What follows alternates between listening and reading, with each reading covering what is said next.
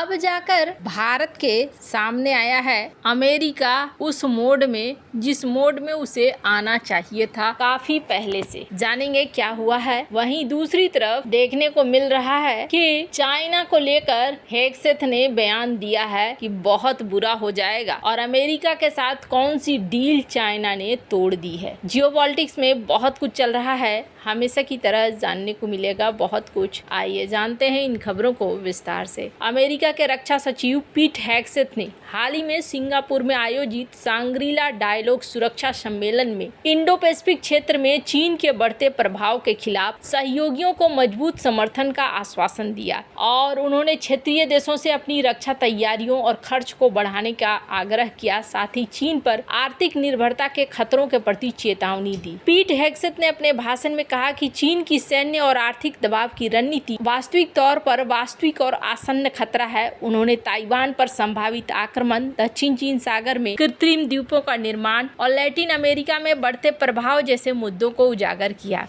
Hegseth ने चेतावनी दी कि चीन 2027 तक ताइवान पर सैन्य कार्रवाई करने की तैयारी कर रहा है, जिसे वह अपना क्षेत्र मानता है। उन्होंने इसे वास्तविक और आसन्न खतरा बताया। उन्होंने इंडो पैसिफिक देशों से अपने रक्षा बजट को बढ़ाने, अमेरिका के साथ मिलकर काम करने का आग्रह किया ताकि एक मजबूत संयुक्त मोर्चा बनाया जा सके। हेगसेथ ने क्षेत्रीय देशों को चीन पर आर्थिक निर्भरता कम करने की सलाह दी क्योंकि यह चीन को राजनीतिक और सैन्य लाभ दे सकता है। इंडो पैसिफिक क्षेत्र में अमेरिका और चीन के बीच प्रतिद्वंदिता का इतिहास लंबा और जटिल है। इस क्षेत्र में दोनों देशों के बीच शक्ति संतुलन की लड़ाई को समझने के लिए कुछ ऐतिहासिक उदाहरण हैं। शीत युद्ध के दौरान अमेरिका ने इंडो पैसिफिक क्षेत्र में अपनी सैन्य उपस्थिति मजबूत करने के लिए जापान, दक्षिण कोरिया, फिलीपींस जैसे देशों के साथ मजबूत सैन्य गठबंधन बनाए। इस दौरान चीन अपेक्षाकृत कमजोर था, लेकिन 1970 के दशक में अमेरिका चीन संबंधों में सुधार हुआ जब राष्ट्रपति निक्सन ने चीन का दौरा किया था। ये एक रणनीतिक कदम था जिसका उद्देश्य सोवियत संघ के खिलाफ संतुलन बनाना था। दक्षिण चीन सागर विवाद 2010 के बाद चीन ने दक्षिण चीन सागर में कृत्रिम द्वीपों का निर्माण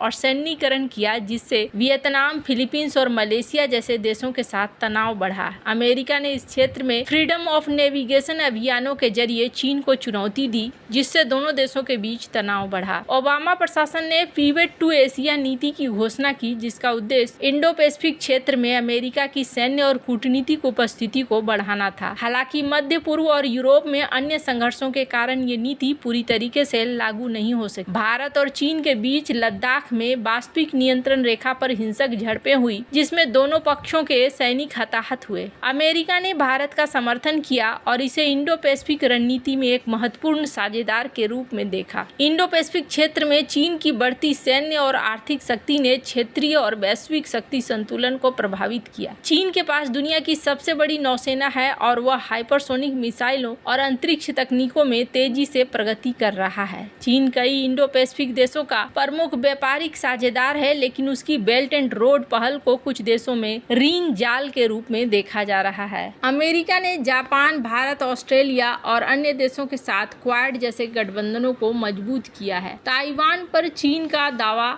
अमेरिका की रक्षा प्रतिबद्धता दोनों देशों के बीच तनाव का प्रमुख कारण है। 1979 के ताइवान रिलेशंस एक्ट के तहत अमेरिका ताइवान को हथियार प्रदान करने, उसकी रक्षा करने के लिए प्रतिबद्ध है। भारत इंडो पैसिफिक क्षेत्र में अमेरिका का महत्वपूर्ण साझेदार है। साल 2020 के गलवान संघर्ष के बाद भारत और अमेरिका के बीच रक्षा सहयोग बढ़ा है, जिसमें संयुक्त सैन्य अभ्यास, हथियारों की बिक्री, क्वाड के माध्यम से कूटनीतिक सहयोग शामिल है। 2005 में भारत और अमेरिका ने ऐतिहासिक नागरिक परमाणु समझौते पर हस्ताक्षर किया था। चीन का रुख इस सम्मेलन में चीन अपने रक्षा मंत्री को नहीं भेजा है, जिसे अमेरिका ने एक कूटनीतिक अवसर के रूप में देखा है। इंडो पैसिफिक देशों के लिए अमेरिका और चीन के बीच संतुलन बनाना एक बड़ी चुनौती है, क्योंकि कई देश आर्थिक रूप से चीन के ऊपर निर्भर हैं। ट्रंप ने अपने ट्रूथ सोशल पोस्ट में कहा है कि 2 हफ्ते पहले चीन गंभीर आर्थिक संकट में था, क्योंकि उनके द्वारा लगाए गए उच्च टैरिफ ने चीन को अमेरिकी बाजार में व्यापार करने से लगभग रोक दिया। इससे चीन में कई कारखाने बंद हो गए और सामाजिक अशांति की स्थिति पैदा हो। ट्रंप ने दावा दावा किया कि उन्होंने चीन को इस संकट से बचाने के लिए एक तेजी से समझौता किया, लेकिन अब चीन ने इस समझौते का उल्लंघन किया है। मई में जेनेवा में अमेरिका और चीन के बीच एक ऐतिहासिक व्यापार समझौता हुआ था, जिसमें दोनों देशों ने टैरिफ को 115% तक कम करने और अतिरिक्त 10% टैरिफ बनाए रखने पर सहमति जताई थी। चीन ने जवाबी टैरिफ हटाने और गैर टैरिफ प्रतिबंधों को निलंबित करने का वादा किया था। इस समझौते को ट्रंप प्रशासन ने अनुचित व्यापार प्रथाओं को संबोधित करने वाला और अमेरिका के व्यापार घाटे को कम करने की दिशा में एक बड़ी जीत के रूप में प्रचारित किया। ट्रंप ने आरोप लगाया कि चीन ने इस समझौते के प्रमुख वादों को पूरा नहीं किया, जैसे कि महत्वपूर्ण टेक्नोलॉजियों के लिए दुर्लभ पृथ्वी खनिजों पर निर्यात प्रतिबंधों को हटाना। इसके जवाब में अमेरिका ने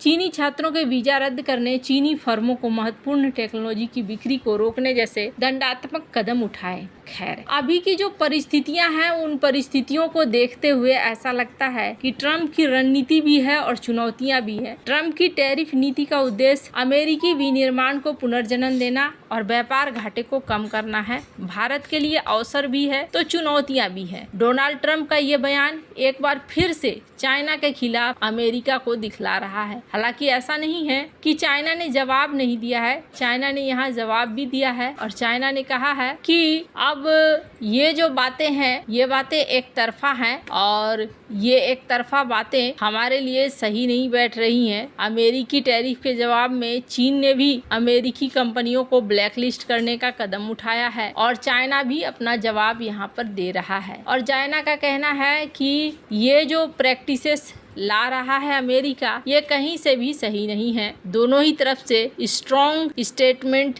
दिए जा रहे हैं। इसका मतलब ये है कि यहाँ पर मामला और गंभीर हो रहा है। अब इसी बीच भारत और पाकिस्तान को लेकर भी एक खबर आ रही है, जिसमें कहा जा रहा है कि अमेरिका और भारत दोनों यहाँ बैठेंगे और डिस्कस करेंगे कि किस तरीके से पाकिस्तान को FATF की ग्रे लिस्ट में डाला जा सकता है। वैसे भारत और अमेरिका डिस्कस कर रहे हैं, अब एक बार दोनों साथ बैठेंगे और कहा जा रहा है कि जल्द ही यहाँ पर दोनों देशों के बीच में ट्रेड एग्रीमेंट भी साइन हो सकता है। भारत अब पाकिस्तान को FATF की ग्रे लिस्ट में दोबारा शामिल करवाने की कोशिश कर रहा है, ताकि आतंकवाद के वित्त पोषण को रोकने के लिए उसकी वित्तीय प्रणाली पर कड़ी निगरानी हो। भारत ने ये भी आरोप लगाया है कि पाकिस्तान अंतर्राष्ट्रीय मुद्रा कोष से मिले $7 बिलियन के सहायता पैकेज का दुरुपयोग आतंकी गतिविधियों के लिए कर रहा है। विदेश सचिव विक्रम मिस्री ने अमेरिकी ट्रेजरी उप सचिव माइकल फोलेंडर से चर्चा की, जिसमें FATF प्रक्रियाओं में सहयोग,